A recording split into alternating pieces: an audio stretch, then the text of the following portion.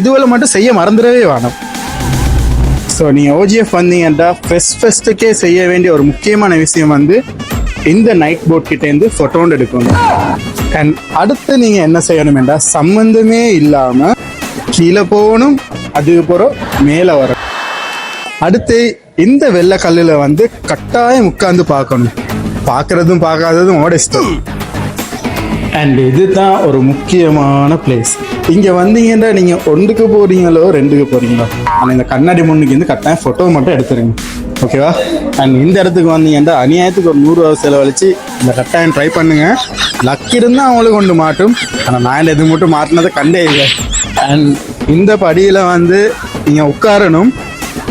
எதுக்கு உட்காரன்னு தெரியாமலே இது மாதிரி உட்காரணும்.